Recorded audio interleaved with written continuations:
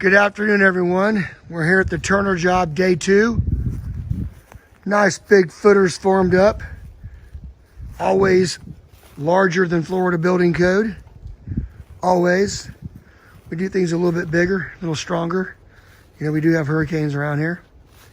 So you can see right now we're prepping the existing concrete, getting it level, getting our bedding sand to place our full thickness pavers to make that little lip right there go away.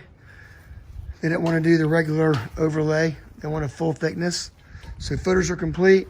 We do got to do our pad for our giant stone gate gas fireplace, and then put an electrical chase in and 2 big walkways on both sides of the home.